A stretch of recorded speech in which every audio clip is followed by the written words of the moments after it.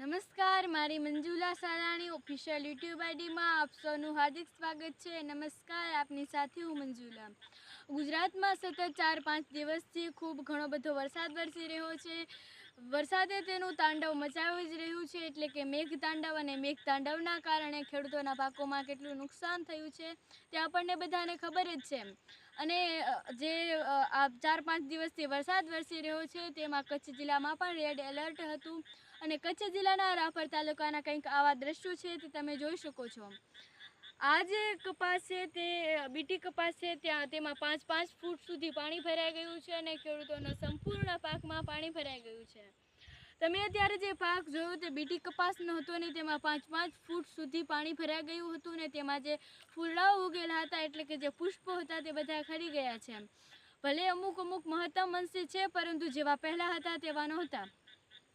અત્યારે કચ્છ જિલ્લામાં red alert છે ને તેના કારણે ખેડૂતોના પાકોમાં ઘણું નુકસાન થયું છે. આ એક ખેડૂતની વાત નથી, પરંતુ અનેક ખેડૂત એવા છે જેમના પાકોમાં ઘણું બધું નુકસાન થયું છે.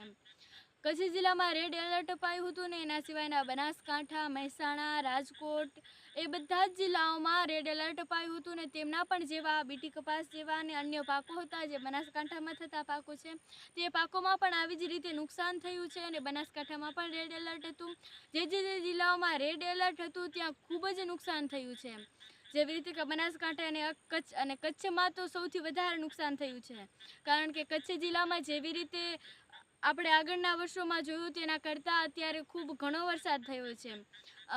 વરસાદ તો ભલે જૂન મહિનાથી ચાલુ થયો ત્યાંથી વરસી જ રહ્યો છે, પરંતુ સપ્ટેમ્બર મહિનામાં કંઈક એવી સિસ્ટમ બની, એવી મજબૂત સિસ્ટમ બની કે તેના કારણે પૂરની સ્થિતિઓ સર્જાય તેવો વરસાદ વરસવાનો હતો ને તેવી આગાહીઓ હવામાન નિષ્ણાત અને હવામાન વિભાગે આપી હતી. 25 જિલ્લાઓમાં પૂરનું એલર્ટ અપાયું હતું.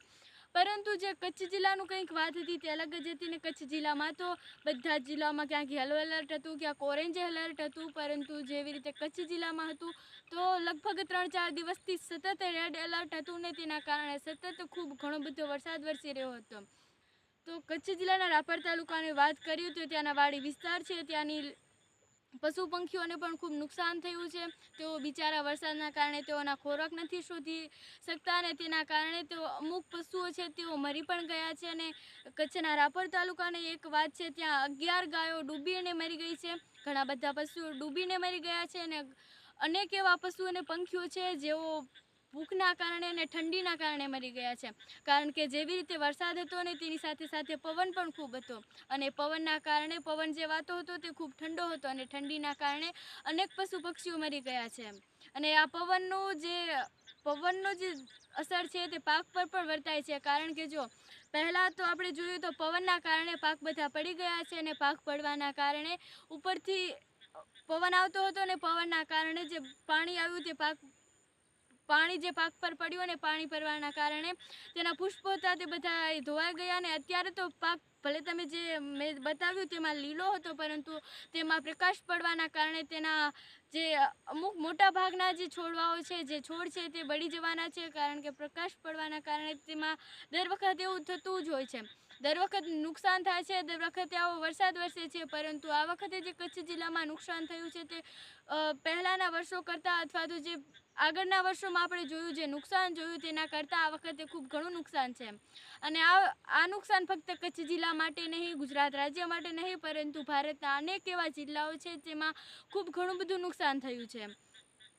અત્યારે હજુ હવામાન નિષ્ણાંત અને હવામાન વિભાગ આગાહીઓ કરતા હતા અને આજે 8 સપ્ટેમ્બર લગભગ વરસાદ 4 સપ્ટેમ્બરથી કચ્છ જિલ્લામાં ચાલુ થયો છે. અને જે 4 સપ્ટેમ્બરથી વરસાદ વરસી રહ્યો છે તે 8 સપ્ટેમ્બરના એટલે કે આજે 8 સપ્ટેમ્બર છે અને રાપર તાલુકામાં આજે એવો થોડો ધીમો વરસાદ પડ્યો છે.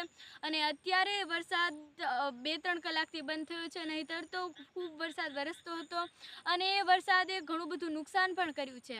અને એ નુકસાન તમે જોયું પણ ખરું. તેનું નુકસાન ખેડૂતોને થયું છે, તેમના પાકોને થયું છે, એટલે કે ખેડૂતોએ પોતાની મહેનતથી જે પાકો વાવ્યા હતા તે બધું જ તે પાણીમાં ધોવાઈ ગયું. તેમની એક ક્ષણ તેઓને પોતાની મહેનતમાં લગાવી દીધી અને આ વરસાદના કારણે તેઓનું બધું જ પાણીમાં ડૂબી ગયું, પાણીમાં ધોવાઈ ગયું.